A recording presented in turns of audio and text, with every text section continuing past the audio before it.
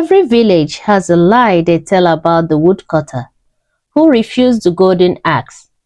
But the real story, that's the one the river keeps buried until now. The golden axe was beautiful, forged with divine skill, promising to ease his years of hard labor. But Olamide turned it down with great dignity and firm reserve. Instead, he asked for his old battered axe, the one handed down from his father. I thought he was crazy. Who could reject such a fantastic gift? But little did I know, Olamide's refusal wasn't born from stubbornness. It was born from something much deeper, something far more valuable than a new tool. And in that moment, I witnessed a lesson in integrity that would change his life and mine forever. Olamide was a woodcutter, just like every other man in our village. He made his living from the forest.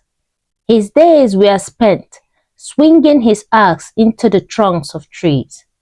His hands were rough and hardened from years of handling wood, and his back was bent from the weight of his labor.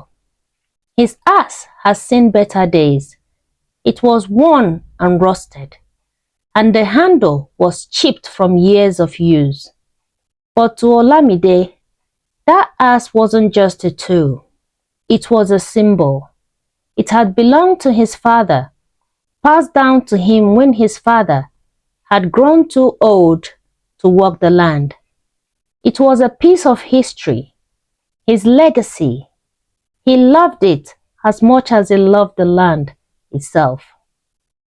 That morning, as always, before he left for the forest, his daughter Adebisi had given him her usual prayer.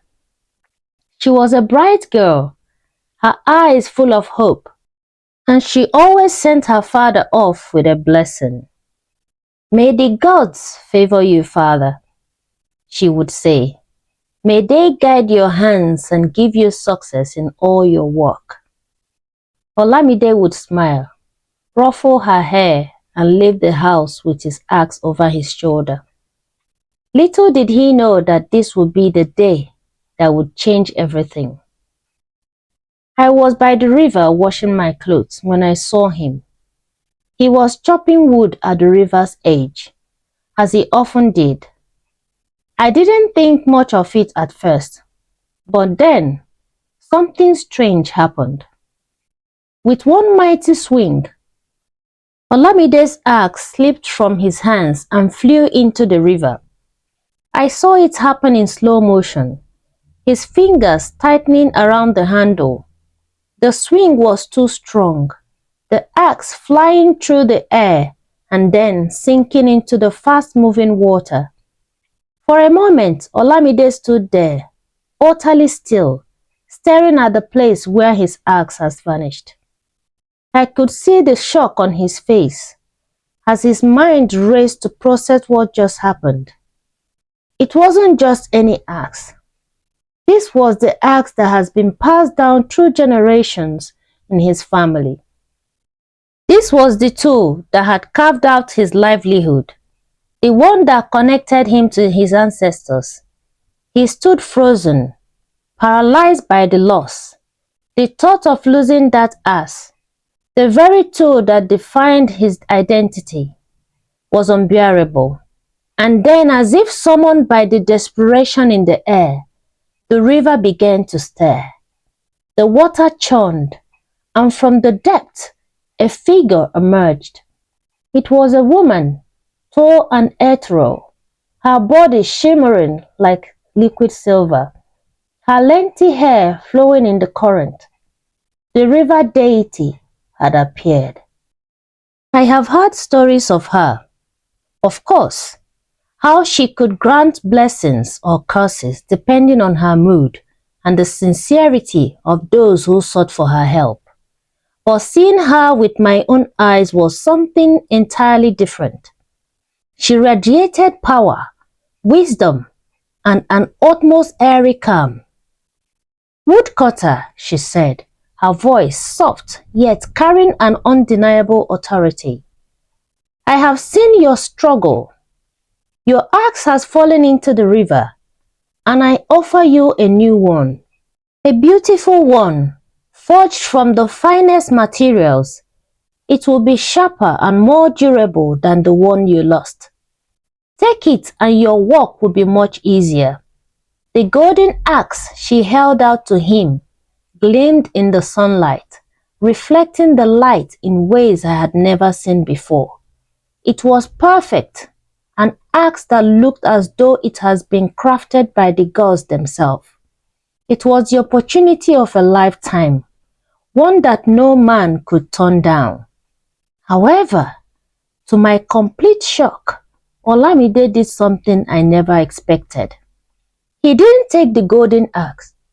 He stood there for a moment, his eyes fixed on it, but then with a steady hand, he shook his head.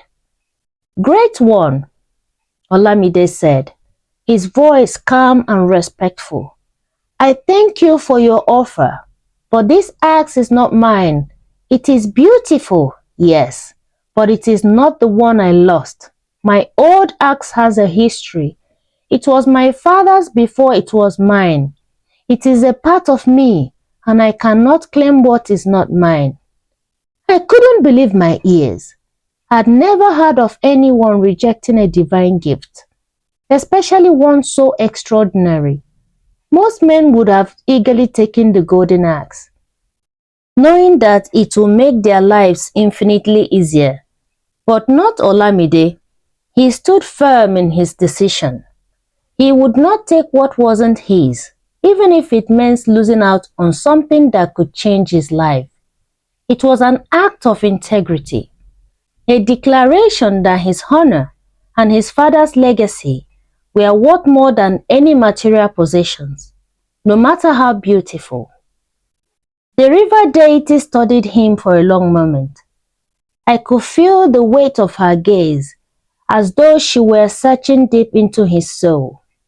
Then slowly she nodded, her lips coiling into what might have been a smile. "You have shown great integrity, Olamide," she said, her voice softening. "It is rare to find someone who values honesty above everything else, who respects the past and refuses to take what does not belong to them. For this, I will not only return your old axe, but I will also give you the golden axe as well. Take both and know that the future is yours to shape." And just like that, she vanished, disappearing into the river with a final ripple of water. Olamide stood there, his face a mix of awe and disbelief, staring at the two axes now in his hands. He had come to the river with nothing, but he was leaving with more than he had ever imagined. Over the next few weeks, I watched Olamide as he continued his work. The golden axe, though beautiful and powerful, was used sparingly.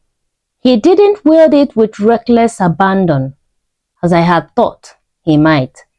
Instead, he used it only when necessary, as if he knew that his true power came not from its appearance but from within, and the wisdom of knowing when to use it.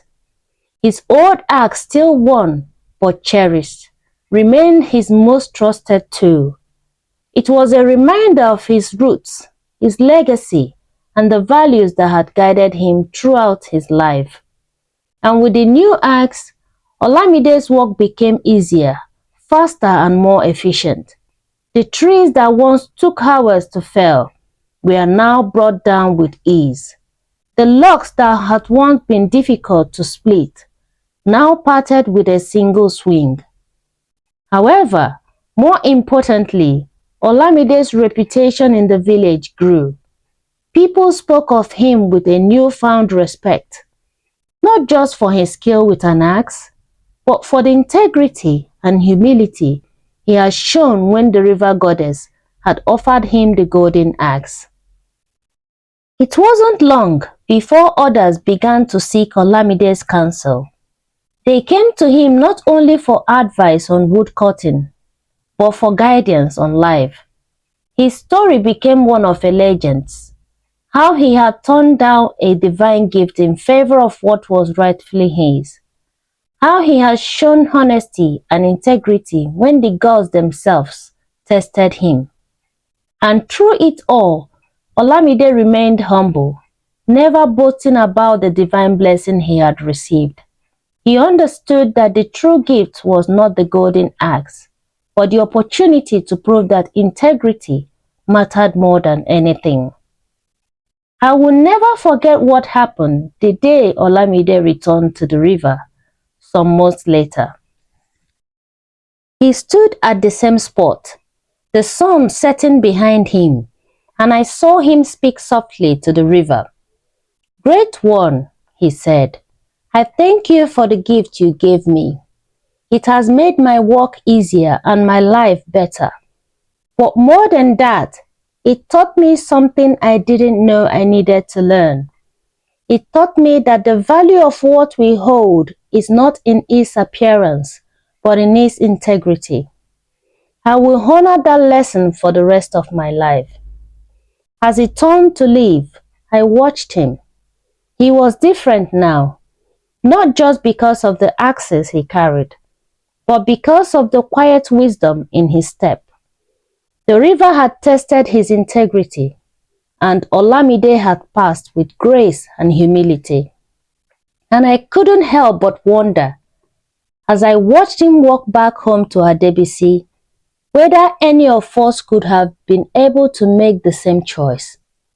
To turn down something so beautiful in favor of something far more profound. The village remembered his character long after the golden axe lost its shine.